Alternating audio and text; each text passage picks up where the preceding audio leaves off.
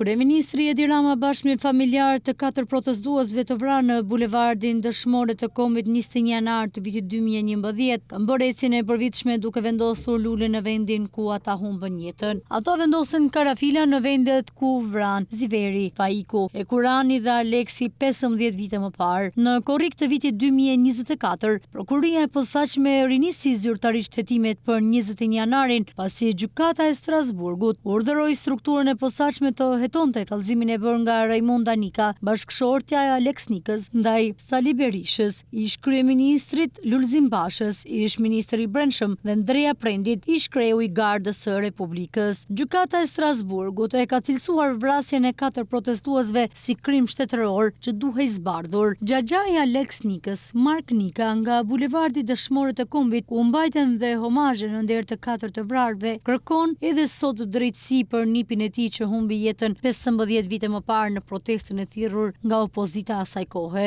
Ai tha për mediat se pret që s'pak të vërë në vend drejtësinë, ndërsa shtoi se nuk janë për hakmarrje. 21 janari për ne ishte ditë tragjike.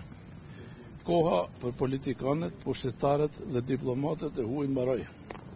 Çështja e 21 janarit nuk është më një debat politik, por një çështje penale që kërkon përgjegjësi ligjore dhe drejtësi të plotë.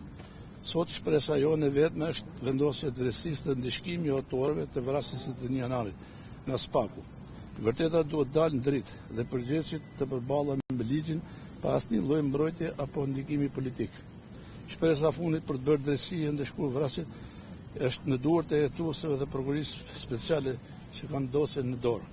Kjo nuk është koha për lojra politike apo shmangje përgjithësisht.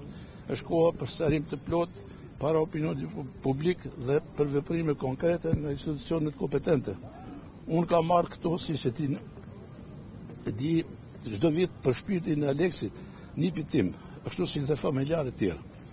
Edhe mbesa e tij, Zamira Veizi, pas homazheve të kryera në nderim të xhaxhait të saj, theksoi se plaga e 21 janarit nuk është vetëm e familjes, por e gjithë shoqërisë shqiptare. Ajo theksoi se nëse kjo ngjarje nuk zbardhet dhe nuk vendoset drejtësi, besimi i shoqërisë shqiptare të institucionet dhe shtetit do të bjerë.